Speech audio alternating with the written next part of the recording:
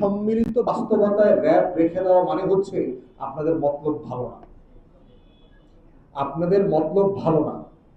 এই যে আপনারা 17 বছরে কিছু শেখেন নাই, এটা হচ্ছে একটা বড় প্রমাণ তার। এখন আপনি বলছেন যে এলিট ফোর্স লাগবে, এলিট ফোর্স কেন লাগবে? র্যাব হওয়ার আগে কি বাংলাদেশে এলিট ফোর্স ছিল না? আমাদের সেনাবাহিনী, বিমান বাহিনী, নেভির প্রত্যেকটা ফোর্সে এলিট ফোর্স আছে। যে কোনো ক্রাইসিস মোমেন্টে তারা পুলিশকে সাহায্য করার জন্য, সরকারকে সাহায্য করবার জন্য বহু অপারেশনে আসছে। বহু জায়গায় বহু ঘটনা এরকম ঘটেছে। তাহলে এর আগে এপিবিএন নামক একটা ফোর্স আছে বাংলাদেশে, আর্ম পুলিশ ব্যাটালিয়ন, যারা পুলিশের যে অংশটা আর্মস ক্যারি করে, মানে তার ট্রেন্ড আছে, ওটাই তো আমার এলিট ফোর্স ছিল পুলিশের। তাহলে আপনি র্যাব করে আমার ঐতিহাসিক পুলিশের এলিট ফোর্সটাকে দুর্বল করে রেখেছেন, অথচ এমন একটা ফোর্সকে আপনি বাঁচিয়ে রাখবার জন্য চেষ্টা করছেন যেই ফোর্সটা মানবাধিকার লঙ্ঘনের জন্য সারা দুনিয়াতে সমালোচিত, স্যাংশনড।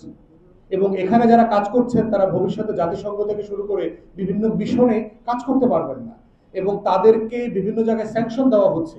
এবং আমি জানি যে আর্ম ফোর্সেসের অফিসাররা র্যাবে আসতে চায় না, কারণ তাদের ফিউচার কেরিয়ার নষ্ট হয়ে যাবে এখানে কাজ করলে। অতএব এই সকল বাস্তবতায় এই সিদ্ধান্তটাকে আমরা ভুল সিদ্ধান্ত মনে করি, যেটা অরিজিনালি আমরা সকল রাজনৈতিক দল মিলে একমত হয়েছিলাম, সেই সিদ্ধান্তে ফিরে যাওয়া দরকার।